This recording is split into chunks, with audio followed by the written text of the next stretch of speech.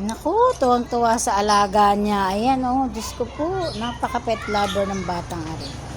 Sinasayaw pa eh. Katabi pa pagtulog. Abay siya, baka mamatay bebe ko. Lagay mo na sa kanyang cage. Ayan, oh, cute. Lagi na. Paingitan lang natin ng konti at may ipasok na natin. Ang ganda pala ng eyes niya, light blue. Yung ano? Light blue. Yun o. Ang ganda, oh. Ang ganda, no? Ganun ang eyes niya, oh. Light blue. Yung isa medyo light.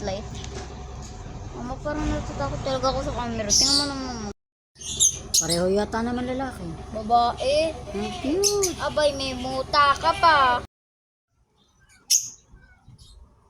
Ang bilis lumakad ng isa. Nagkala nga rin, hindi na alakad. Yun, nakapasok ko sa loob.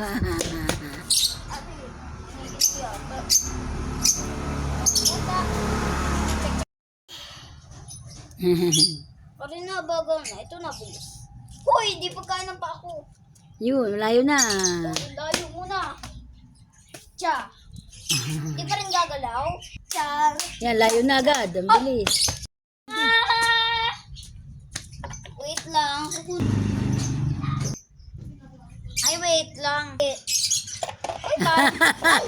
Kinain na, oh. Yan, hindi na ilagay sa loob. Kinain na, ang takaw. Sana. Ang takaw.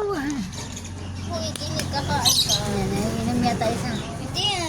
Kakain din. Ang Hindi cute. na naghintay. Yan, cute. Hindi na naghintay. Oy, mag-share ka ng food, oh. Yan, nawawala na. Kinahanap na. Bigay mo na.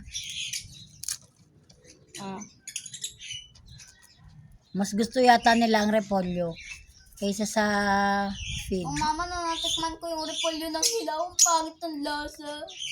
Ay, wag. Hindi na nakintay ang mga are. Hindi na ilagay sa cage, mainit na. Kaya, Hindi. Oh, hindi na kayo nakapaghintay. Lalagay ko pa na sa cage, oh.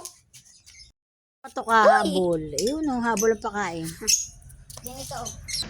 Kapasok ko sa loob at mainit na. Para na. Pasok na, mami. Ito po yung reaction niya. Ah, sarap buhay naman. Grabe na yan. Tapos babae.